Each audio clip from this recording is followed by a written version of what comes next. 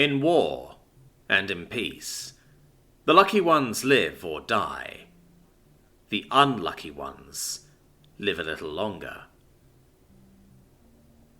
In Karan society, there is a concept known as the Knife of Mercy, originating from their feudal era, where critically wounded warriors, which was most of them, would be stabbed through the heart by the blades of the advancing soldiers, allied or enemy, that passed them.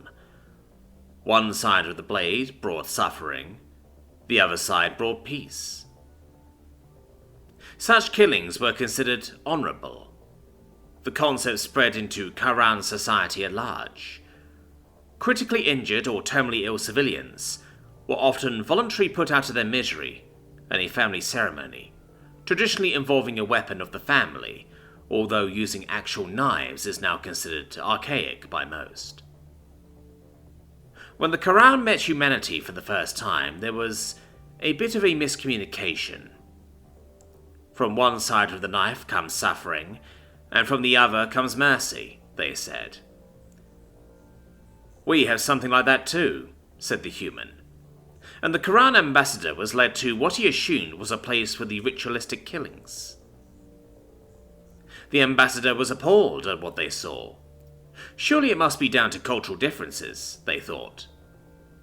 These humans have outsourced their killings, they thought, but did not speak.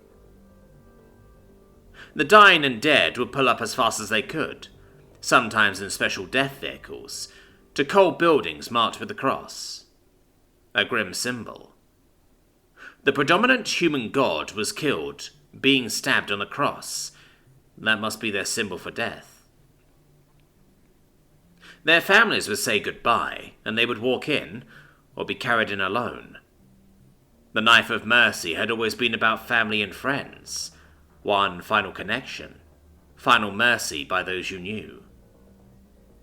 To do it so coldly and alone was, well, alien. Perhaps they could see if it was not a family ordeal.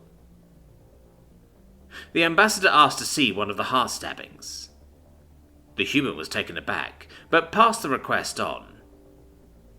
The other humans were taken aback as well, but this being first contact and all, after some consideration they obliged. The ambassador was directed through donning a strange, cold outfit. Perhaps the human's ritualistic death outfit. They were ushered into a room, told to stand back and not interfere, or risk a severe diplomatic incident. More humans entered, wearing more sophisticated versions of the ritual outfit, and then the final human entered, laying down on a bed, terrified. Be brave. Go with honor, the Quran ambassador wanted to say, but they did not interfere as told. And the ritual began.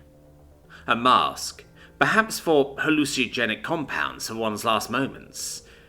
Ceremonial coverings. The human, a young one, closed his eyes.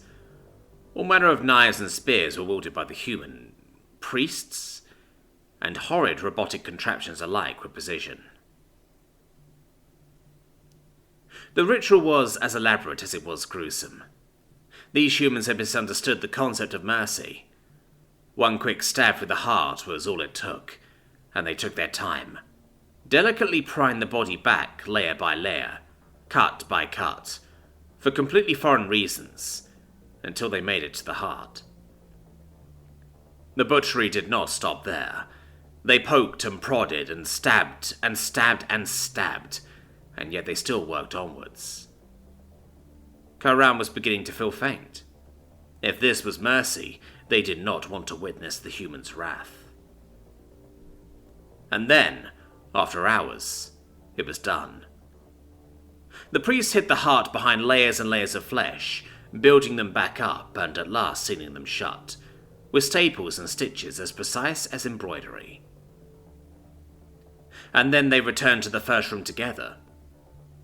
The ambassador quieter than ever, wondering how such a species so kind could have a ritual so cruel, and how they could have the audacity to call such an act merciful. Eventually the human asked, "Are you okay?" That was a lot. It is. It is a lot to bear. I don't know how they do it. Day in and day out. I couldn't do that. I couldn't either. The two sat in silence for another long while. Eventually, the Quran ambassador spoke. The boy, they said. What was his condition? His heart had a problem. A valve didn't work quite right.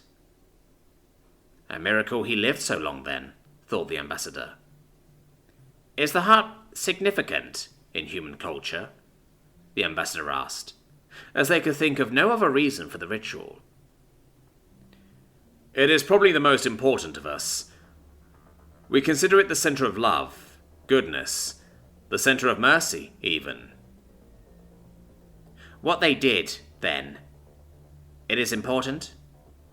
Important and incredible. What happens now? Well, he'll be brought out in a while. Ah! The ambassador thought of a scene where they carried the corpse through the lobby for all to see. At that moment, another man ran in, gushing blood all over, clutching one arm in the other, screaming. The ambassador averted their eyes and waited as the man was rushed into the back of the hospital.